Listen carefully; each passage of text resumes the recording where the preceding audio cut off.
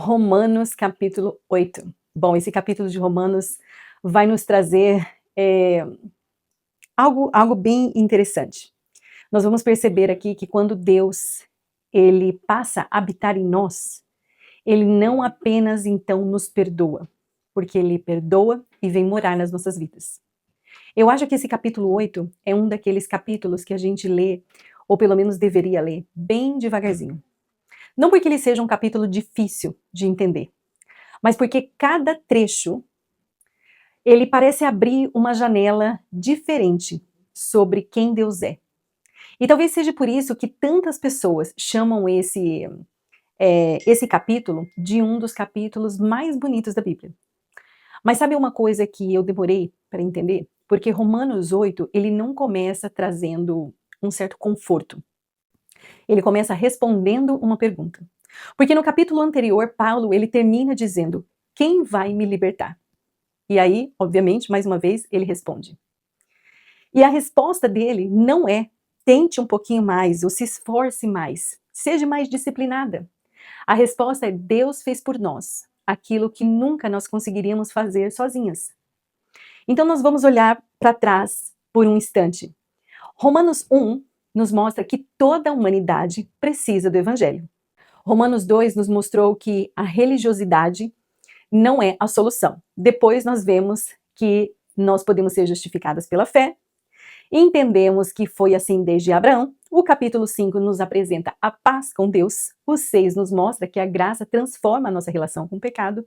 E depois, o próximo capítulo revela que a lei não consegue mudar o nosso coração. Agora Paulo mostra como que essa transformação realmente pode acontecer. E nada mais é do que através da presença do Espírito Santo. Paulo começa com uma das declarações mais conhecidas da carta. Agora, pois, nenhuma condenação existe para os que estão em Cristo Jesus. Perceba que uma coisa que ele não está dizendo haverá ou talvez exista. Ele diz agora. Depois de tudo que ele explicou até aqui, essa é a consequência. A consequência é que quem está em Cristo já não vive mais debaixo da condenação do pecado. E Paulo, ele não está dizendo que nós, como cristãs, nunca mais erraremos. E ele também não está dizendo que Deus passou a tratar o pecado como se fosse algo insignificante, sem importância. O que mudou aqui foi a nossa posição diante de Deus. Pois a condenação foi colocada então sobre Jesus. Por isso que aqueles que pertencem a ele já não vivem mais como prisioneiros, esperando uma sentença. Nós vivemos como filhas reconciliadas. E Paulo explica o motivo. Aquilo que a lei não podia fazer, Jesus já fez. A lei era santa. O problema nunca foi a lei. O problema é a nossa incapacidade de obedecer perfeitamente. Aí Deus ele precisa então enviar e enviou o seu próprio filho. Então Jesus ele cumpre em nós aquilo que nós não poderíamos cumprir. E então Paulo começa a falar sobre duas maneiras de viver. A mente voltada para a carne e a mente voltada para o espírito. Aqui tem algo muito importante. Porque quando Paulo fala de carne, ele não está falando disso daqui, corpo físico. Ele está falando da nossa natureza humana vivendo independente de Deus. É uma maneira de enxergar a vida, uma forma de orientar o nosso coração. E Paulo mostra que essas duas direções, elas produzem resultados completamente diferentes. Um vai conduzir à morte e o outro vai conduzir a uma vida e também à paz. Percebe que ele não está descrevendo apenas comportamentos, ele está falando de uma nova identidade.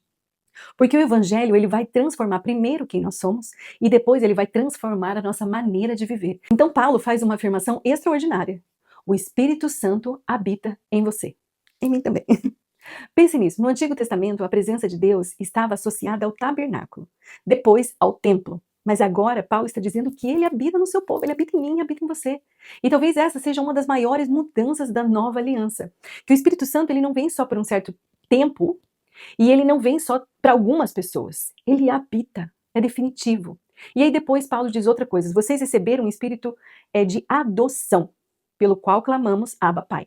Essa palavra Abba era uma forma tão íntima e respeitosa de um filho tratar ou se dirigir ao seu pai. E aqui tem uma verdade maravilhosa, que o evangelho não resolve apenas o nosso problema diante de Deus. Ele nos coloca dentro da família de Deus. Não somos apenas pessoas perdoadas, nós somos filhas. E aí Paulo muda novamente o foco, porque ele vai começar a falar sobre sofrimento, e isso é muito importante. Porque alguém poderia pensar, ah tá, agora eu pertenço a Deus, minha vida vai ser fácil. Mas Paulo não diz isso e não está prometendo isso. Na verdade, ele diz o contrário, exatamente o contrário. Ainda existe sofrimento, ainda existe dor, ainda existe um mundo que está um caos e uma bagunça. Dando continuidade no nosso vídeo, então ainda existe um mundo quebrado, mas ele faz uma comparação, que os sofrimentos do tempo presente não podem ser comparados com a glória que será ainda revelada para nós. Então perceba aqui uma coisa, Paulo ele não está diminuindo a dor, o que ele está fazendo aqui é ampliando a esperança. Então ele descreve algo muito bonito, que toda a criação realmente geme, nós gememos, e o próprio Espírito intercede por nós, com gemidos inexprimíveis. Isso significa que Deus ele conhece profundamente aquilo que nós não conseguimos colocar em palavras. Talvez você já tenha passado por momentos em que talvez você nem sabia como orar. Mas esse livro de Romanos nos lembra, esse capítulo especificamente, que são nesses momentos que nós precisamos ter a certeza que nós não estamos sozinhas. Depois a gente chega em um dos versículos mais conhecidos da Bíblia que diz: sabemos que todas as coisas cooperam para o bem daqueles que amam a Deus. Aqui tem um detalhe muito importante, porque Paulo ele não está dizendo que todas as coisas são boas. O sofrimento continua sendo sofrimento. A perda continua sendo perda. E o pecado continua sendo pecado. Mas Deus é capaz de agir até em meio a situações que são extremamente difíceis para que ele possa cumprir os seus propósitos. E essa é a esperança que o texto oferece. Então Paulo ele começa uma sequência até impressionante de perguntas, porque ele começa dizendo assim: se Deus é por nós, quem será contra nós? Repare nessa estratégia de Paulo. Nós já falamos aqui, e até mesmo nos nossos estudos, que Paulo é um estrategista. Ele não está dizendo que nunca haverá oposição. Ele próprio sofreu muitas perseguições, prisões, rejeição. A pergunta aqui é outra. Quem pode impedir o plano de Deus? Quem pode desfazer aquilo que Cristo realizou? E a resposta é muito simples: ninguém. Então a gente vai chegar no final desse capítulo e talvez uma das declarações mais bonitas de toda a Escritura é que nem a morte, nem a vida, nem os anjos, e nem os poderes, e nem presente, e nem mesmo o futuro, e nem qualquer outra criatura pode nos separar do amor de Deus que está em Cristo Jesus. Olha como que Paulo termina. Ele começou Romanos mostrando uma humanidade que estava separada de Deus por causa do pecado. E agora ele vai terminar esse capítulo dizendo: em Cristo nada pode separar aqueles que pertencem a Deus do seu amor. É como se toda a caminhada até aqui encontrasse finalmente um descanso.